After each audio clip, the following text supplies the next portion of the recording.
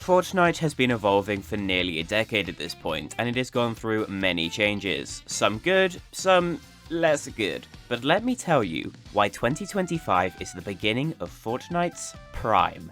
I know what you're thinking. What? 2018 was Fortnite's golden era, and nothing can top that. And until recently, I would have agreed. I did think we might be on a downhill trajectory. I didn't enjoy Chapter 5, Epic was making more and more decisions that I just didn't understand, and rocket racing existed.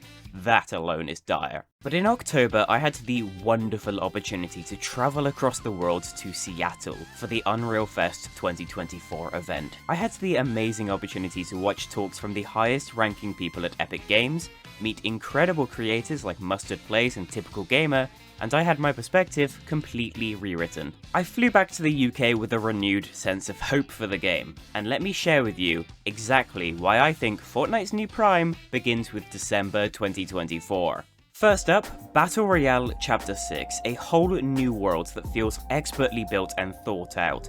A fairly balanced loot pool with only a few gimmicks. I would definitely like them to change some things, but you know, it's an improvement. And a more refined gameplay loop than ever. The map is full and diverse with tons of secrets, cool set pieces, and full and interesting points of interest, with actually a decent amount of loot. There's still exciting action to be found with Dark Souls bosses roaming the lands, but a lot of the clunky mechanics that felt out of place the year prior, weapon modding, bullet drop, and a frankly ridiculous amount of mid-match objectives, they've all been wiped. Chapter 6 shows that Epic have been listening to player feedback, and that they're willing to push forward while not sacrificing the way we like to play the game. Of course, Battle Royale always has to push forward, and we know that, and they know that. But some people prefer the super simple, back to basics experience, and sometimes I do too. So now we have the OG. Every Chapter 1 season completely faithful with only minor quality of life improvements. An experience so authentic it makes November 2023's Season OG look like a mere map port. Oh, and it's here to stay, with 2-month-long seasons, an OG pass with dope skin remixes, and content updates planned for years to come. OG is a ton of fun, and despite me getting absolutely obliterated in 9 out of 10 games, learning to love double pump and the old game balancing has been super fun and super surreal. OG will probably remain my main mode of choice, just because I'm an old head who really enjoyed how the game was back then, but Battle Royale Chapter 6 will for sure be one to watch out for too. 2018 Fortnite has always been considered Prime Fortnite, but like, we now have 2018 Fortnite in all of its glory, on top of everything else. Why wouldn't this be the new prime? They're even planning on replaying live events for Gubo's sake. How can you not love this? For a more fast-paced, high-action gameplay loop that doesn't have the high stakes of BR, there's Reload. Reload is half a year older but still has that incredible charm, attention to detail, and consistent updates to make it a really good secondary mode. Or, for a lot of people, your main mode of play. I'm seeing big streamers like Ninja move over to mostly playing Reload. Reload is awesome. It's one of my favourite games for months now, because playing duos with a pal and just racking up as many kills as possible is stupid fun.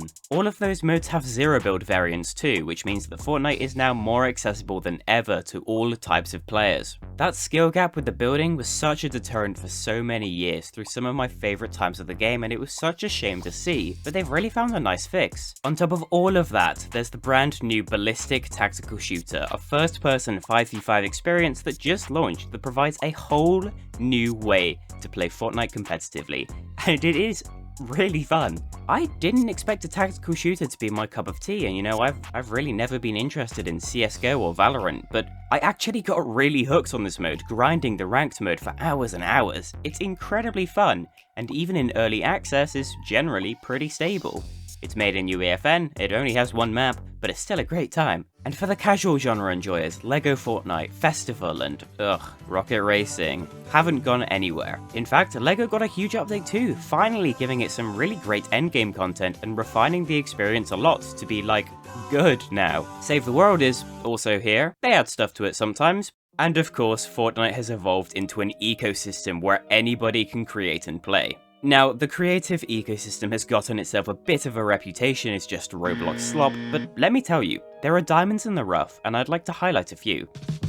Havoc Hotel is a roguelike where you battle through the various levels of a hotel whilst upgrading your weapons. It's a really unique and surprisingly challenging take on the gameplay you're used to, and frankly, I suck at it. The Pit of Legends takes the old Pit format everyone knows and ups the professionalism tenfold. With unique characters, cosmetics, and even an entire graphic novel in the works, it's a brand new IP that you'll be wanting to watch. Lumberjack Heroes is a completely unique tycoon game with upgrade systems, a storyline, and cute pets. What's not to love? Fortnite Legend, check the spelling on that, is just a complete MMORPG built in Fortnite. I'm not gonna even pretend to understand or care about MMORPGs, but if that's your thing, it's here for you. Survival games is the closest you can get to the traditional Hunger Games experience. It's pretty much what you would expect from the genre, but with a level of polish rarely seen in a creator-made game. TMNT Dimensions is a Ninja Turtle beat-em-up roguelike. One of the things they announced while I was at Unreal Fest was this toolset, so it's really cool to see a high-quality beat-em-up experience featuring licensed characters millions love. Bite-Sized Battlegrounds is an ultra-unique battle royale experience that has a beautifully distinct direction and attention to detail I've never seen before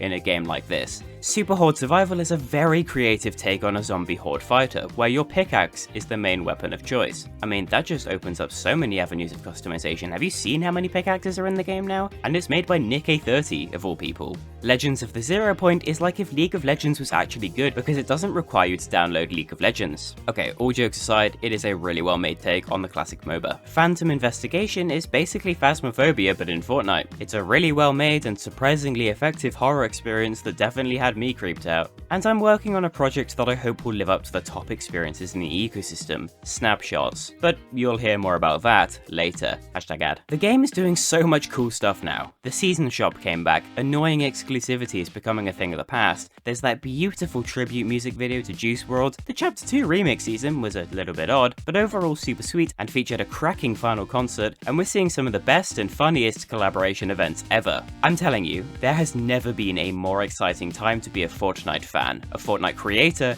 or just someone with a general interest in the game. And no, I wasn't paid to say this. I'm not an agent sent by Epic Games to spread the good word. I've simply stuck by this game as a source of entertainment and comfort for many years now, and I think things are just starting to get really good. Because when I tell you that I believe peak Fortnite is just beginning, and that it will last for years to come, you'd best believe me, it's gonna be massive. And do you know what else is gonna be massive for years to come?